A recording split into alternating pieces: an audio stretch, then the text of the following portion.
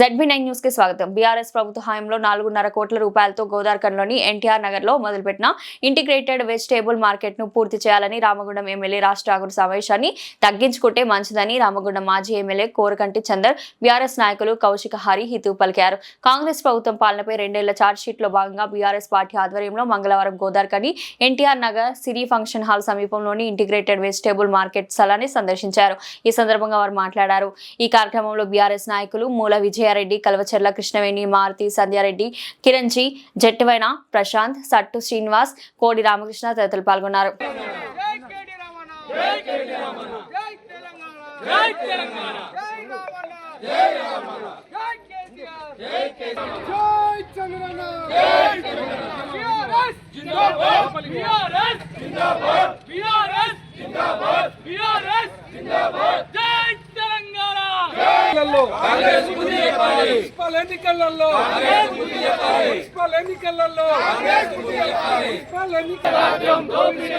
ఇదేమి పాలన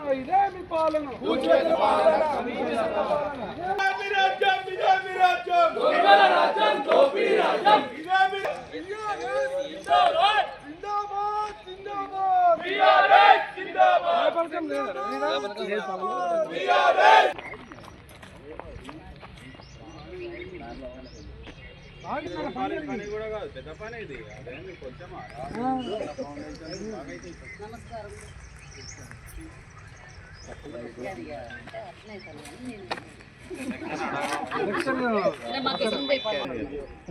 పెద్ద పెద్దోళ్ళందరినీ మీటింగ్ లో ఆ రోజు వాస్తవాన్ని పెద్దోళ్ళందరూ కార్పొరేటర్ ఇవ్వాలని అన్నారు. ఏమైనా పొడి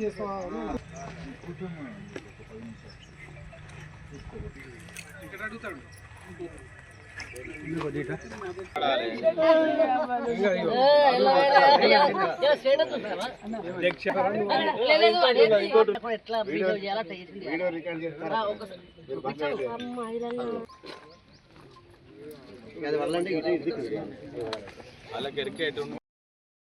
జై కేసీఆర్, జై కేటీ రామన్న. ఇంటిగ్రేటెడ్ మార్కెట్ ను వెంటనే, integrated veg non veg market ను వెంటనే, integrated veg non veg market ను, integrated veg non veg market ను. జై తెలంగాణ, జై తెలంగాణ. అభివృద్ధి ప్రదాత అభివృద్ధి ప్రదాత, అభివృద్ధి ప్రదాత, అభివృద్ధి ప్రదాత. మున్సిపల్ ఎన్నికల్లో కాంగ్రెస్ కు, మున్సిపల్ ఎన్నికల్లో కాంగ్రెస్ కు, మున్సిపల్ ఎన్నికల్లో కాంగ్రెస్ కు. రామగుండం కార్పొరేషన్ లో ప్రత్యేకంగా ఇక్కడ ఉన్నటువంటి ప్రాంత ప్రజలకు veg and non veg integrated market ను ఏర్పాటు చేయాలని 4.5 కోట్ల రూపాయలతోని గౌరవనీయులు తెలంగాణ తొలి ముఖ్యమంత్రి వర్యులు కేసీఆర్ గారు, మున్సిపల్ శాఖ మంత్రి వర్యులు కేటీ రామన్న గారు ఈ యొక్క ఎన్టీఆర్ నగర్లో 2022లో ఈ యొక్క నిధులను మంజూరు చేసి ఇక్కడ ఒక కాంట్రాక్టర్కు అలర్ట్ చేయడం జరిగింది. అలర్ట్ చేసిన తర్వాత పనులు ప్రారంభం చేసి 1.5 కోట్ల వరకు కూడా కాంట్రాక్టర్ పూర్తి చేసిండు. 2 ఏళ్ళు అవుతుంది.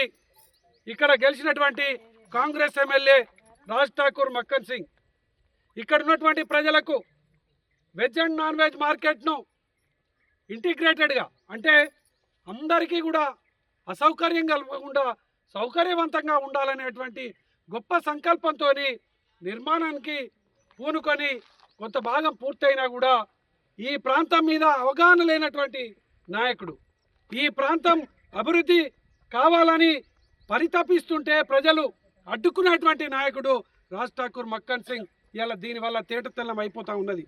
ఇక్కడి ప్రజలందరికీ కూడా ఈ యొక్క ఇంటిగ్రేటెడ్ నాన్ వెజ్ మార్కెట్తోని అందరికీ కూడా సౌకర్యం ఉంటుందని ఎన్టీఆర్ నగర్లో ఉన్నటువంటి వాళ్ళు, తిలక్ నగర్, రమేష్ నగర్, ఈ పారిశ్రామిక ప్రాంతంలో ఉన్నటువంటి వాళ్ళందరికీ కూడా సౌకర్యంగా ఉంటుందని చెప్పేసి ఆశించిర్రు.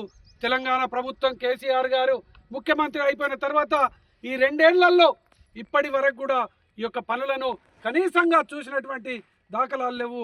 పక్కనే విఠల్ నగర్లో కూడా నాన్ వెజ్ మార్కెట్ను ఆనాడు సోమారు సత్యనారాయణ గారు ఎమ్మెల్యేగా ఉన్నప్పుడు దానిని కూడా పట్టించుకున్న పాపాన పోలేదు.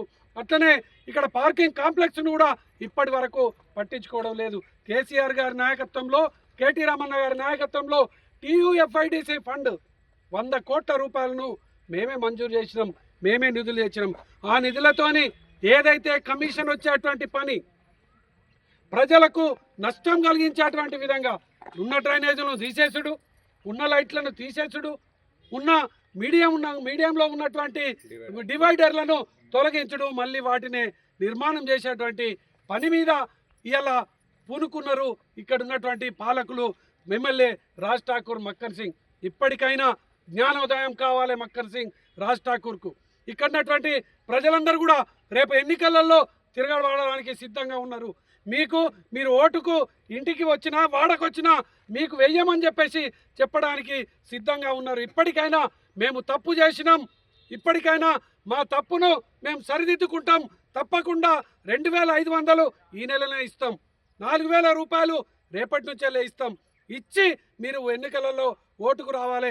వెంటనే ఇక్కడికి వచ్చి మాది తప్పు అయిపోయింది, 2 ఏళ్లలో ఈ పనిని పూర్తి చేయలేకపోయినాం, వెంటనే ఈ పనులను ప్రారంభం చేస్తామని చెంపలేసుకొని ఇక్కడ నేలకు ముక్కును రాసి తప్పును ఒప్పుకొని రాజ్ ఠాకూర్ మక్కన్ సింగ్ పనులను మొదలు పెట్టాలని ఇలా బీఆర్ఎస్ పార్టీ డిమాండ్ చేస్తున్నది. లేని పక్షంలో ఈ ప్రాంతంలో ఉన్నటువంటి ఈ యొక్క ఎన్టీఆర్ నగర్లో ఉన్నటువంటి ప్రజలు కానీ, ఇక్కడ మన కాకతీయ నగర్ ప్రజలు కానీ, ఇక్కడ ఉన్నటువంటి రమేష్ నగర్ ప్రజలు కానీ, ఈ యొక్క గోదావరికని పారిశ్రామిక ప్రాంతంలో ఉన్నటువంటి అభివృద్ధి కోరేటువంటి ప్రజలు ప్రతి ఒక్కరు కూడా ఇలా నిలదీయడానికి సిద్ధంగా ఉన్నారని ఈ సందర్భంగా తెలియజేస్తూ వెంటనే దీన్ని పనులను ప్రారంభం చేయాలని డిమాండ్ చేస్తూ ఉన్నాం. రాష్ట్రంలో కానీ గోదావరికంలో కానీ ఎక్కడ చూసినా అత్యంత అవినీతి.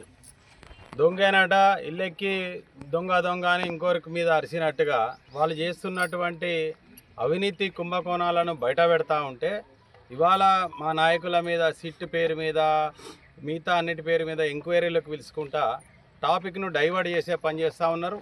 అదేవిధంగా 6 గ్యారంటర్లు తప్పించుకోవడం కోసం ఇట్లాంటివన్నీ చేస్తూ ఉన్నారు. ఇప్పటివరకు ఈ రాష్ట్రం కంబైన్డ్ రాష్ట్రం ఉన్నప్పుడు కానీ ఎక్కడ కూడా విధంగా మంత్రుల మీద అవినీతి ఆరోపణలు ఒకరి మీద ఒకరు చేసుకోలే. ప్రతిపక్షాలు చేసేటి కానీ ఇప్పుడు ఒకరి మీద వాళ్ళే చేసుకుంటారు. ఇవన్నీ తప్పించుకోవడం కోసం ఏదైతే బొగ్గు 9 బ్లాక్లో ఉన్నటువంటి టెండర్ మీద జరిగినటువంటి అవినీతిని గౌరవ హరీష్ రావు గారు మిగతా అందరు అడిగినా కొద్దీ వారి మీద అవాకులు చెవాకులు పేలుతూ ఈ సిట్ ఎంక్వైరీ అనేది చెప్పేసి ఒకటి తీసుకొచ్చారు. నిన్న ఇక్కడ స్థానిక ఎమ్మెల్యే మాట్లాడుతూ ఉన్నాడు. దీని మీద చాలా ఆవేశం స్టార్ లాగా మాట్లాడుతూ ఉన్నాడు. కొద్దిగా దయచేసి ఆవేశం తగ్గించుకో, బీపీ షుగర్ వస్తుంది, లేనితోటి ఇబ్బంది అవుతుంది. కాబట్టి నీకు హితవు చెప్తా ఉన్నావు. నువ్వు హరీష్ రావునో, కేటీ రామారావునో, కేసీఆర్నో, బీఆర్ఎస్ పార్టీనో విమర్శించే స్థాయి కాదు నీది. నువ్వేం చెప్తా ఉన్నావు?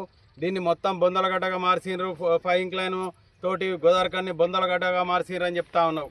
అదేవిధంగా ఎన్టీపీసీని రాకుండా చేస్తూ ఉన్నారు, ఇంకా 800x3 అని చెప్పేసి. మరి మీరు 2 ఏళ్ళు అవుతుంది, 800x3 ఇప్పటివరకు ఎందుకు తీసుకురాలే? మీరు ఎందుకు అగ్రిమెంట్ చేసుకుంటలేరు? నువ్వేమన్నా అంటే నేను 800x3 తీసుకొచ్చినా అని చెప్పుకుంటా ఉంటావు. రెండోది దీన్ని బొందలగడ్డగా చేసిన అంటున్నావు. ఇవాళ OC5ది ప్రాజెక్ట్ ఆఫీస్ కాడికి పోదాం. అక్కడ పోయినాక అక్కడ ఒక శిలాఫలకం ఉంటుంది. ప్రాజెక్ట్ ఆఫీస్ మీద శిలాఫలకంలో నీ పేరున్నదా లేదా దాన్ని నడపడం కోసం? మరి నీకెందుకు సాధన అయితే లేదు? నువ్వు శిలాఫలకాల పేర్లకమ్మ నువ్వు కావాలి, కానీ OC5 వద్దనేమో గతంలో డిమాండ్ చేస్తావు. ఇప్పుడేమో అదే OC5 పేరు మీద కోట్లాది రూపాయలు నువ్వు సంపాదించుకుంటా ఉన్నావు. అదేవిధంగా ఈ ఊరికి హామీ ఇచ్చినావు. నువ్వు ఎన్నికల ముందు లారీ అసోసియేషన్ వాళ్ళకి హామీ ఇచ్చినావు, నేను గిరాకులు తెస్తా అని. ఇవాళ లైన్ లారీ అసోసియేషన్ నిర్వీర్యం చేసినావు. మొన్నటికి మొన్న నీకు టోల్ ట్యాక్స్ రద్దు చేపిస్తా అని చెప్పి 15 రోజులు 20 రోజులు ఆడ ధర్నా చేపించి 2 లక్షల రూపాయలు ఆ లారీలలో ఖర్చు అయినాయి. ఇప్పటి వరకు అలా టోల్ ట్యాక్స్ రద్దు కాలేదు, అలా 2 లక్షలు అయిపోయినాయి, వాపసు రాలేదు. అది అట్లా నిర్వీర్యం చేస్తున్నావు.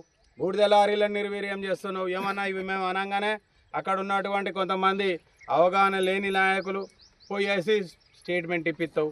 నీ మీద ఎన్ని అవినీతి ఆరోపణలు వస్తూ ఉన్నాయి. నువ్వు ఈ విధంగా చేయడము, నువ్వు ఆవేశం తగ్గించుకొని ఇప్పటికైనా ప్రజలకు జవాబుదారీగా పనిచేయాలి.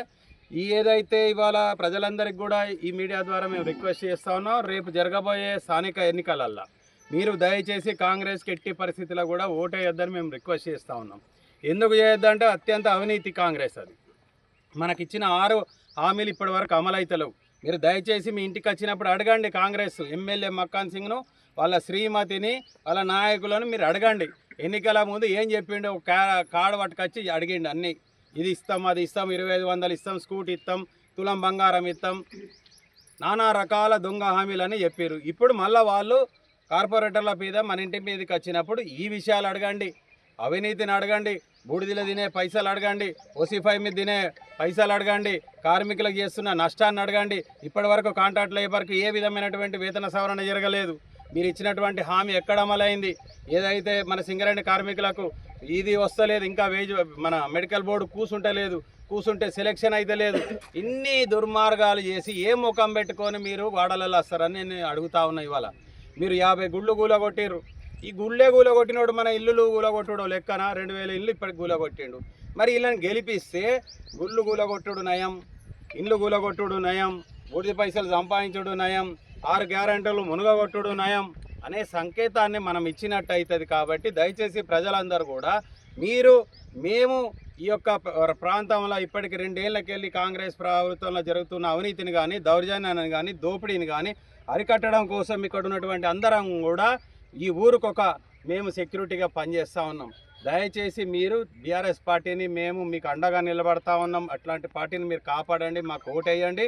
కేసీఆర్ సార్ ఉన్నప్పుడు ఏ విధమైన పాలన ఉండే, అదేవిధంగా ఇవాళ కాంగ్రెస్ వచ్చినాక ఏ విధమైన పాలన ఉన్నది బేరీ చేసుకోండి. ఈ గుండె గూల కొట్టిన ఆయన మనను ఉండనిస్తాడా ఇక్కడ?